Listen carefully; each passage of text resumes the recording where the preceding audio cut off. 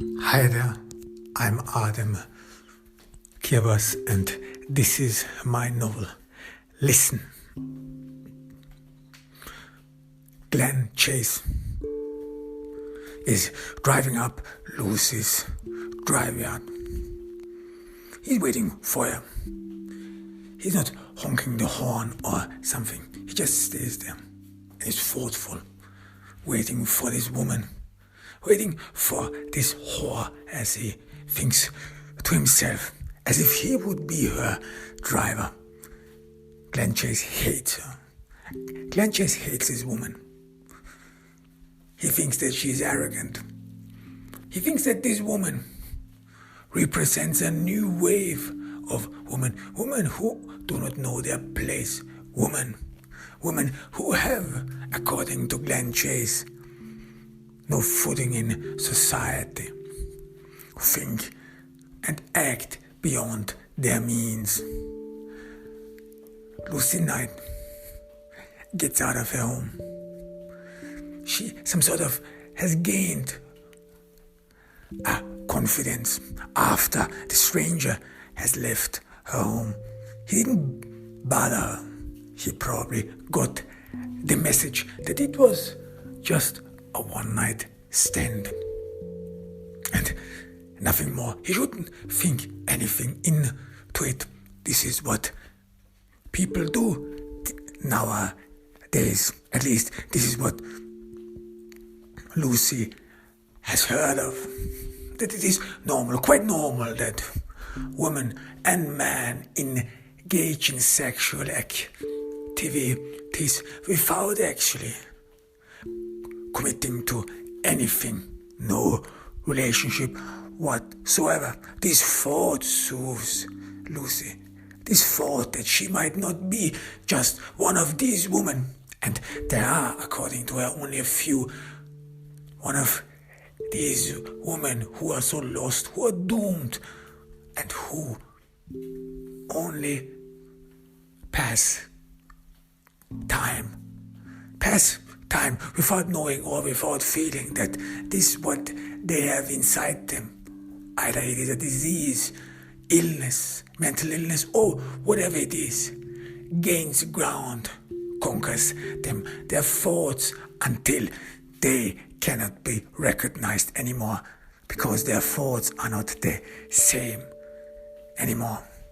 Lucy thinks about the probability, especially in this world, in this interconnected world, that one has at least one doppelganger.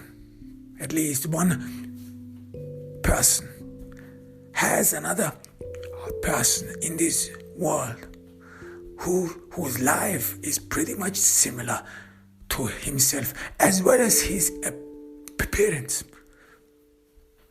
Even though one might assume that appearance is like one's fingerprint. It is unique. However, it is not as unique as one might think. That there are people who are mistaken for a lot. And there are a lot of issues of identity fraud, where people can easily steal other one's identities. So what goes through her mind is in a way mind-boggling. And the only thing which some sort of makes the difference between the people is their thoughts, their memories, how their life have come in. How many Smiths are there? How many Smiths are in the English-speaking world? It goes into the thousands. And what is the difference between a John Smith somewhere in Wyoming and a John Smith somewhere in New York or Florida? Their lives, their memories. Lucy approaches the car where Glen was waiting. She's proud of herself that she managed to get on past the night without the help of anyone else. This is how she sees it. A help help for her weakness, help for her embarrassment. How mortified she would have been if Glen would have seen a man coming out of her home. Lucy, of course, knows why Glen picks her up. This is probably one of these issues in the FBI bureau. They want to know, they want to see what is going on in Lucy's home, who enters it, who leaves it. There wouldn't be any need, there wouldn't be a need for Glen to pick her up. They could have easily met at the FBI headquarters, but the reason that Glen picks her up is probably another indication that the bureau set up viciously, or maybe already out in the open, wants to do away with her, get rid of her. Lucy is again struck with a melancholy thoughtfulness.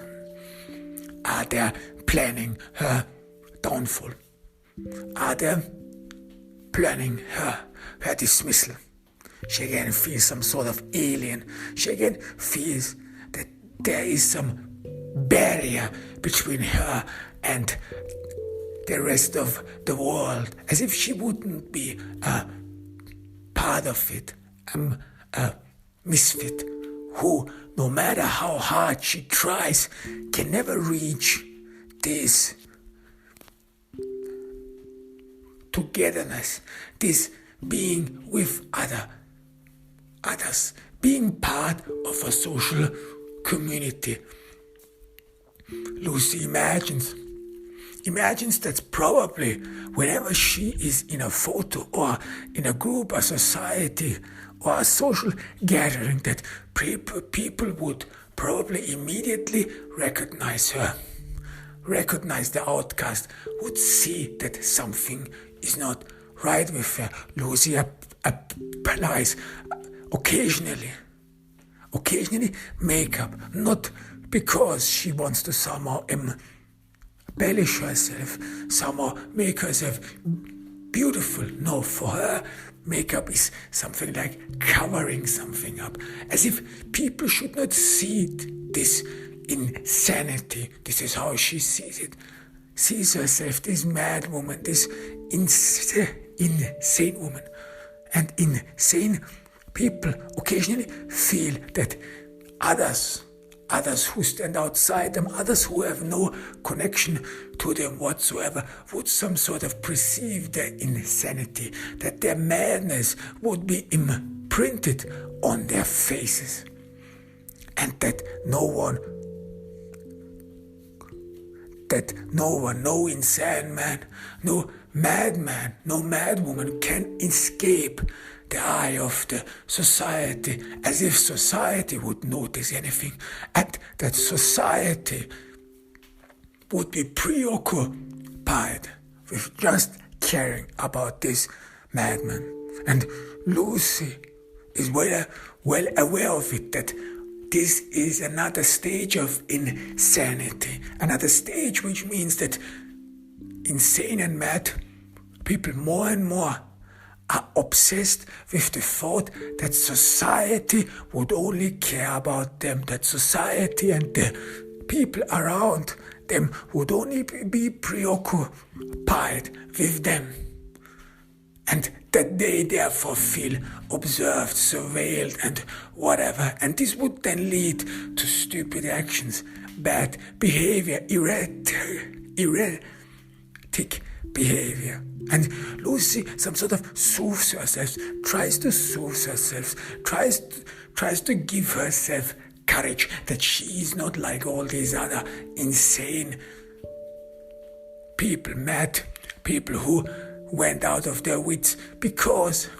she is not at that stage. She can, in a way, fathom what is going on with her. She understands that something is not right, and this, she assumes, makes her better than at other mad people, better in that sense that she has control over her life, that she is not doomed, because one of the big fears Lucy has, that she goes mad, that she loses her mind, but will not get aware of it, will lose sight of her mental state, and therefore would not realize what is really going on with her. She's some sort of encouraged. It has not come so far. She still has control over her life, over her thoughts, where she's going, what she's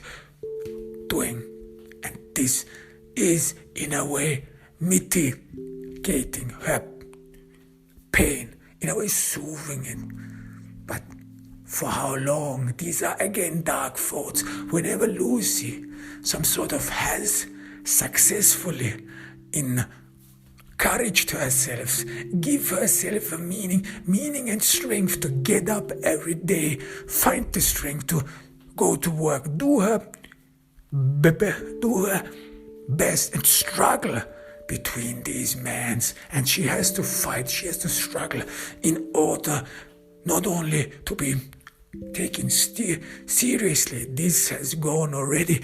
No one in the FBI bureau takes it seriously. No, that she does not lose her job, does not lose the job that gives her meaning. This is what she needs every day, strength for, and this is what she has to have, a sane mind to succeed in this daily quarrel, in this daily battle. It is as if it would be all for her survival, and not only for her survival, but as well as for her mental state. Lucy assumes that once she loses the job at the FBI or is shoved off to somewhere else, where she would not be able to maintain a daily routine, this would probably straightforward lead to her insanity. There wouldn't be a way back anymore. And this struck Lucy with deep fear. Without this routine, without this purpose, I would be probably lost, she says and tells herself. So she clings on this job. She needs this job because she needs a purpose. She needs a purpose to fight this insanity, this something that is growing inside her uncontrollably, and she cannot extinguish it. No, she can only live with it as if she would be walking automatically, as if something in her would take control over her thoughts, and she cannot do anything about it, like a car which starts to drive on its own, and the only thing you can do is just watch where it is going, watch where the car is leading you to. Lucy gets in the car of Glen Chase.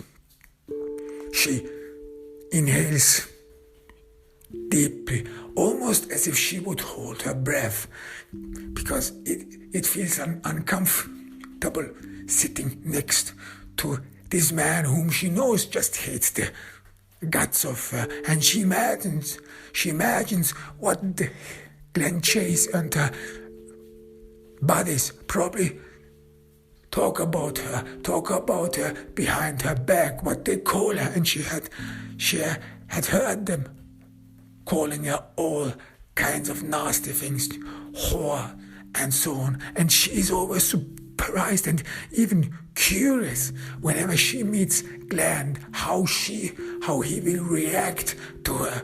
Will he have some sort of common decency or social politeness in order to behave accordingly and appropriately, as if it would be due for partners, so that they do not hate each other, that they communicate with each other, at least the least minimum of communication that is necessary to do this job to find criminals?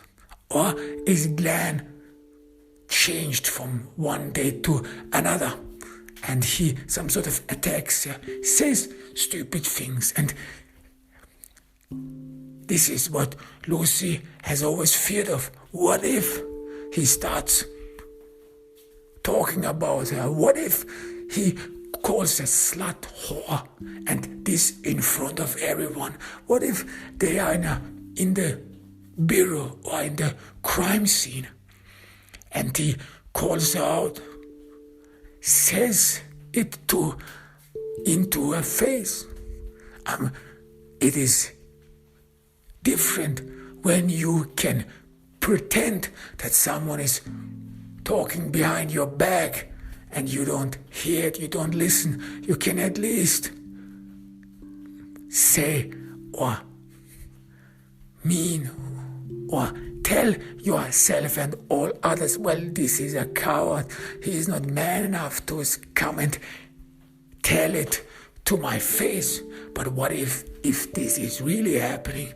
If someone talks next to herself? And Lucy, this thought alone is very mortifying, and she has thought about it over and over again. How would she react? What is the proper reaction? Could she shut him down?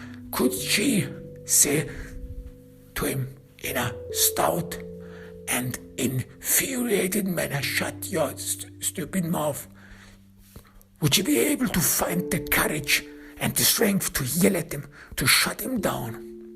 She's thoughtful because even though she has to defend her social honor, in a way she some sort of struggles with the thought in her head that this wouldn't be something of a lie, or someone would not really slander her, because something is wrong with her. She's diseased. She feels that herself. She feels that something is wrong with her. And if then someone would call it out, would tell the truth about her, this would be damning twice, because she herself, deep inside, has already admitted that something is wrong with her, that something isn't right with her. And then how could she defend herself? Would she be able to defend herself with strength, vividly, and as an emancipated, strong woman? Or would she fight for herself half-heartedly? That would be significant and an indication for everyone that she herself knows something is wrong. And wouldn't be this an admission of guilt, admission that she is lower, that she is subordinated, that all these others, what they say behind her back, that these things, that they are actually true. The thought alone is mortifying. She does not dare to look at Glen. She don't want to fight with him. She tries not only to ignore him, but she tries to fend off any probable trouble. She even tries to be nice to the guy whom she knows hates him, and she hates him too. Lucy hates him because this man has her fate in her hands. One stupid thing he says, anything he says, could in a way socially mortify her, could ruin her. She hates this thought. She hates this thought to be dependent on men. She hates this thought like she always hates when she has this fear, of not being able to be alone, when she needs someone, when she's dependent of someone. This thought is unbearable to her. Needing someone, having to ask someone for such a simple thing, she then feels always stupid and childish, dumb, as if she would be not able to manage her life. She, as a grown-up woman, has still not succeeded, has not arrived in this big life, while others seem to be capable and skillfully managing their lives. She some sort of is stranded in the middle, and she is dependent of these people like Glen. And these are the moments where she hates herself the most, where she hates this disease, these thoughts which dominate her life. They dominate her life in that matter that she then is dependent on others, that her faith depends on the goodwill of others. And now she has to play nice to this man, to this scumbag who talks badly behind her back, who slanders her. The thought alone is revolting. But she, Lucy, at least this is how she encourages herself, is a professional. She can play nice, she can act, and she has to. But Glen, he doesn't say anything. He's thoughtful, he's staring in front of him. He doesn't look at Lucy. Lucy doesn't want to offend him. Lucy doesn't want to say anything which would get him started, because she knows, in a way, if you hate someone, if you despise someone, even one thought, even one syllable, if you hear his voice and so on, this is already offense. Even though this person tries to be nice, even then there is nothing one could make about it. So Lucy waits for Glen to say something, waits for him to break the silence. And for her, it would be ideal when they would be talking about the job. This is a relief, because talking about the job, talking about this murder, is leaving one's private life in the background. Despite the fact that murder is a brutal game, is a bloody game, yet it has still something captivating, something that keeps one off of his daily life, this misery of others. But Glen doesn't say anything. Glen doesn't even say where they are driving to, where this is going, what happened. Nothing. After a while, he feels this bordering silence, this uncomfortable silence between them. They are partners, and they didn't even wish each other a good morning. Lucy just sat in the car, entered the car, sat down and started watching in front of her. Glen then switches on the radio to break the silence. He has no will whatsoever to talk with Lucy. This is not a morning for him. This is not a morning to be nice. He's vengeful after what happened. After what happened on that day in the morning, he's still preoccupied with the scene in his inn when he had breakfast. It is still in his mind, and he has no will whatsoever to pretend this necessary amount of politeness, what people should have, what we in a social community some sort of bring forth or have to bring forth in order to enable a polite, a frank, a warm social interaction, so that people through our actions do not see us through our actions, or people in that sense do not abandon us, call us rude or whatever, so that you, no matter what, try to be polite, at least the least minimum of social behavior so that you do not end up as an outcast. But today, Glen is not in the mood.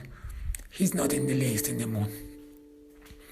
Then they arrive at a school. Lucy pretty much understands that this is a school. Glen hasn't said anything at all. He stops the car, turns off the ignition, and gets out. Now Lucy is scared. Glen hasn't spoken to her, and now they are probably somewhere approaching a crime scene. She sees police cars everywhere. Now she's struck with fear that Glen could say something, could make a scene, and she hasn't talked to him. Every day is a new beginning. Every day is a new force, a new demand, and Lucy is well aware of it. A new demand that she some sort of creates a connection. That when you live as an outcast, every day you have to make new bonds or renew the old social bonds, because no one knows, especially when behind your back people talk about you. It is very difficult to reach out for others because people have already prejudices against you. Therefore, every day you have to mitigate those impacts of those prejudices. These are small necessities. But Lucy, she didn't have the opportunity in the car.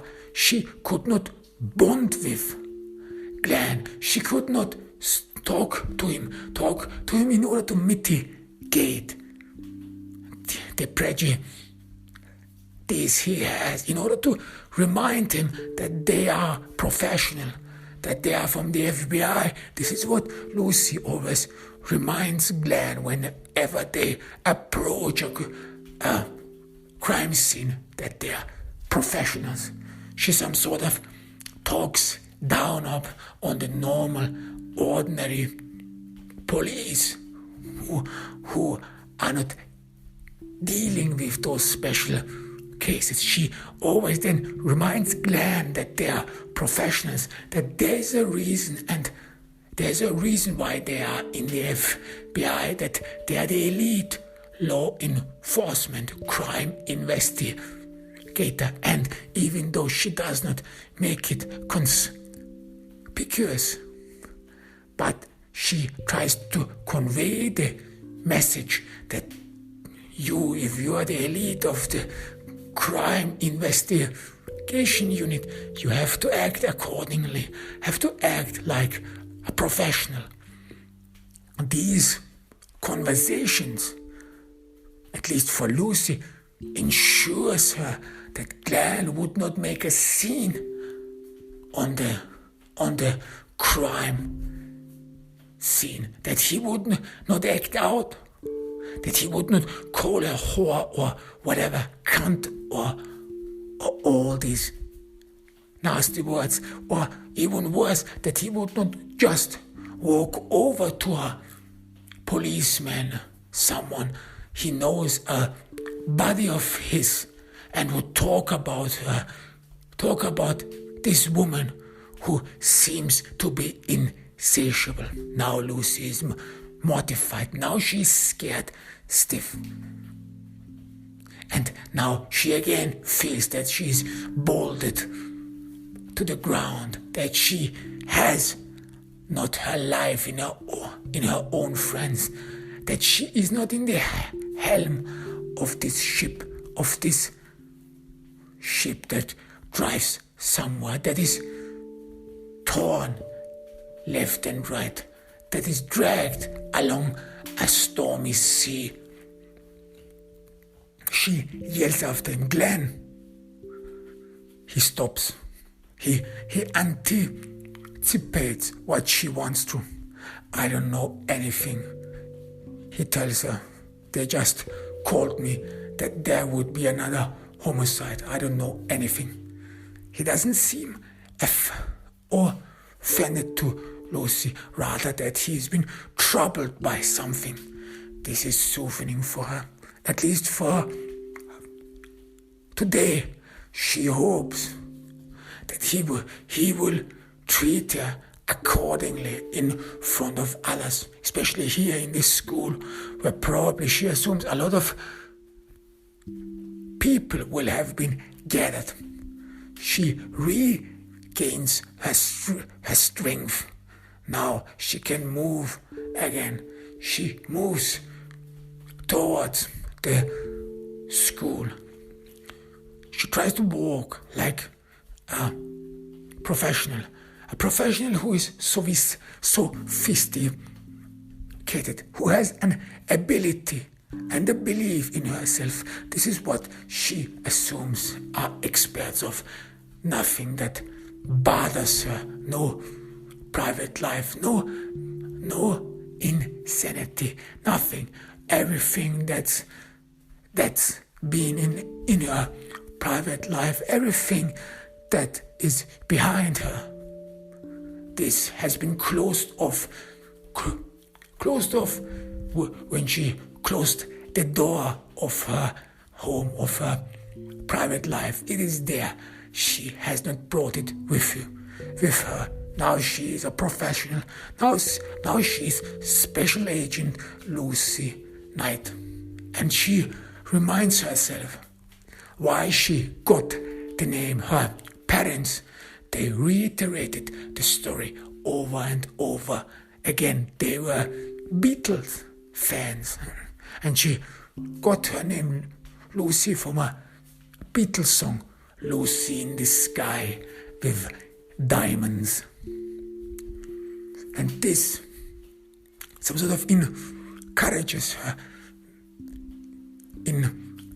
her because her parents, the closest people in her life, saw herself. The very moment they saw her, they gave her this name.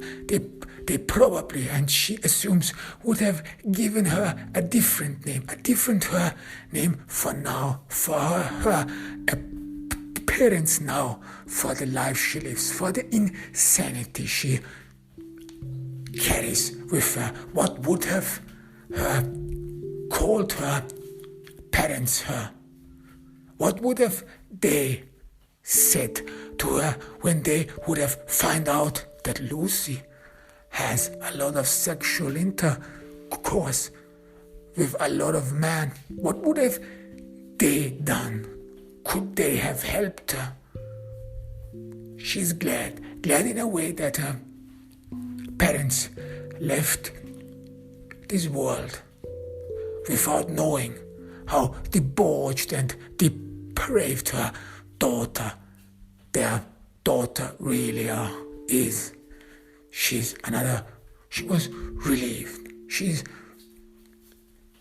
relieved because this thought that she probably would have had a different name, that her parents didn't saw her in her childhood as something depraved, something one would be ashamed of, something one would be mortified in society when people start talking.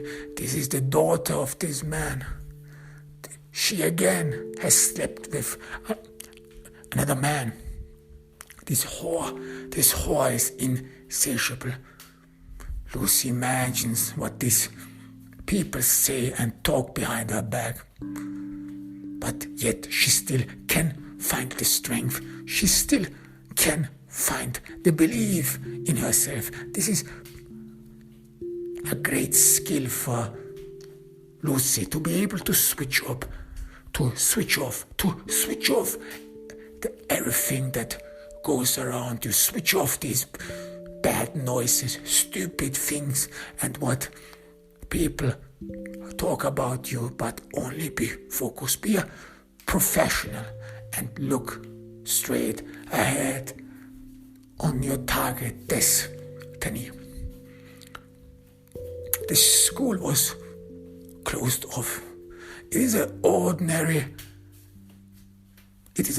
school, an ordinary American school. It is a high school. Police cars are everywhere, but you cannot hear any students. Probably the students, they were sent home. Whatever happened here has shrieked everyone, has spooked this town. It is a small town. You can see behind the school mountain ranges. Lush green visits you in the entry. This is a school which appears to be lively, some sleepy town, and now something has hit it, something has struck it, something they did not expect. Lucy and Glen enter the school. Only police, and they seem to mind their own business. People come and go as if there would not be any need whatsoever to protect and cut off and seal the crime scene. Only a few mad people and those who have been ordered by law and the public to keep society safe, only they enter this scene, this crime scene. Lucy and Glen try to figure out who is in charge, whom they have to talk with. There is police and there is already the forensic.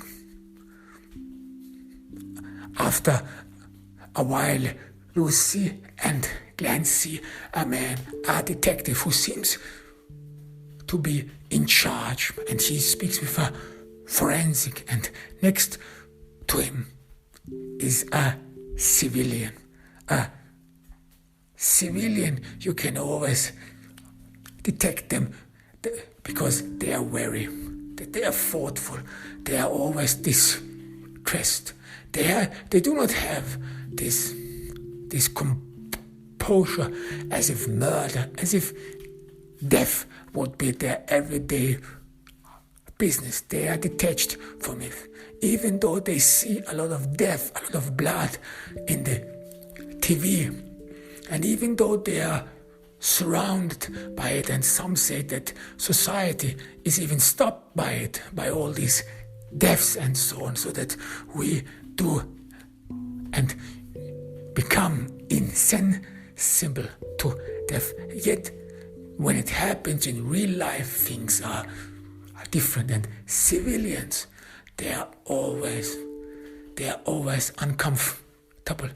They always look left and right, and Lucy can immediately make out that this is a civilian, and it happens to be the school principal who, in a way, has decided to stand his ground, some sort of a responsibility one has towards his school and his people. Lucy and Glen approach the group. The detective, the unknown detective, greets them. Lucy and Glen show their FBI badges. There is no question of jurisdiction. The police wants the FBI to take over. This is above their pay. Great. This goes too deep. These are things you don't want to think about. These are stuff you don't want to be part of. These are stuff which gives you nightmares. This is not the reason you became a police officer. The detective nods and introduces This is the civilian. Detectives, this is Mr. Leland Flail. He is the school principal. He works with us. He helps us. Lucy and Glenn greet Leland Flail. He's still shaky. What happened? Asked Glenn. The detective starts telling, we have a murder here in this school. It is in the school gym. They look around. They are in front of the gym. The body was found by one of the teachers. Students were prepared to physical exercise this morning, and they found the dead body in the gym.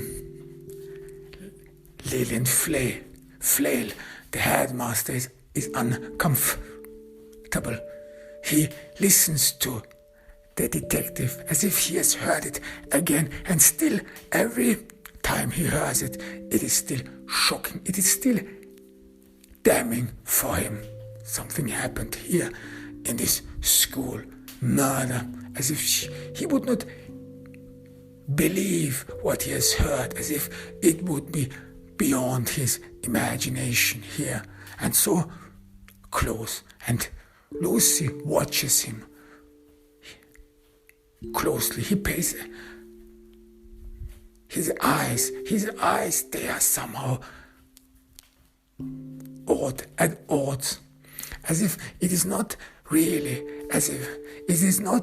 that he is concerned about murder, but rather that he's hiding something, as if he would know something. Lucy immediately notices that, because he tries to straighten out his tie every time, as if he would trying to give a good impression of himself. He tries to stand there like a statue, and always has to check out whether he could successfully trick everyone into believing who he is. Because despite the fact that someone was killed in his school, in his gym, he stands straight. He is not he's not bent over. He doesn't seem even be struck. And the only thing he seems to be worried about is his own appearance. And this is odd. This makes Lucy thoughtful in which and in what connection they stand to each other. Then after the detective has laid out the groundwork of the murderer, the victim is Mr. Joseph Parham. He was a very beloved teacher. He was the English teacher. There's no records of him whatsoever. He was an ordinary citizen of this town. And after the detective has emphasized that the victim, Mr. Joseph Parham, was a very beloved, the school principal, Mr. Leland Flame, harkens in on that and again reiterates and emphasizes that Mr. Joseph Parham, he was loved, he was beloved. I cannot imagine that anyone whatsoever would wanting to hurt him. And again, he is uncomfortable. Again, his eyes search left and right. Again, he seems to want to make in inquiries and ensure that people believe him, as if he would be telling a story to all others. Lucy and Glenn have noticed this behavior, this odd behavior in the face of murder. Joseph Parham, what and why, we don't know why he was killed. There is no indication so far, but this murder, this is not like an ordinary murder. You will see for yourself. And then the detective stopped, as if he would be fighting a revulsion. This is how far he wants to go, how far he wants to understand what is going on here. Lucy and Glenn nod, and they walk past the detective into the school gym, and they see for themselves and with their own eyes what is going on and what has happened.